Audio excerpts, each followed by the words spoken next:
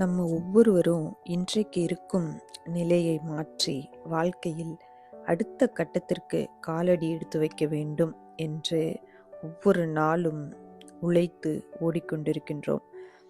So நம்ம நினைத்திருக்கிற டார்கெட்டை reach பண்ணணும் அப்படின்னா நாம் எந்த வழியில் போக வேண்டும் என்று நமக்கு ஃபஸ்ட்டு தெரிஞ்சிருக்கணும்.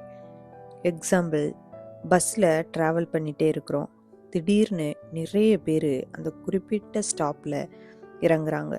ஸோ நம்மளும் பதறி போய் அந்த இடத்துலையே இறங்கிட்டோம் அப்படின்னா தவறான இடத்துல தான் ரீச் ஆகும். அதே போல் பல பேர் பல அட்வைஸ் தரலாம். ஸோ எல்லாவற்றையும் கேட்கும்போது ஒரு குழப்பம் வரும், பதறி போவோம். ஸோ அந்த நேரத்தில் நாம் என்ன செய்ய வேண்டும், நெக்ஸ்ட் என்ன பண்ணணும் என்பது எல்லாமே மறந்து போகும். ஸோ எப்போவுமே முன்னேறி போகணும் அப்படின்னா ஒரே ஒரு வழி தாங்க.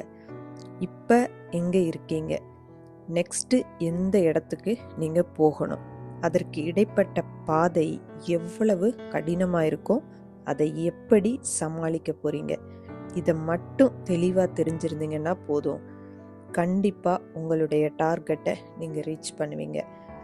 நீதிமொழிகள் 28ஆம் அதிகாரம் 5ஆம் வசனம் சொல்லுகிறது, ஜாக்கிரதையுள்ளவனுடைய நினைவுகள் செல்வத்துக்கும் பதறுகிறவனுடைய நினைவுகள் தரித்திரத்துக்கும் ஏதுவாகும். ஸோ என்னைக்குமே எந்த சூழ்நிலையிலும் பதறாதீங்க.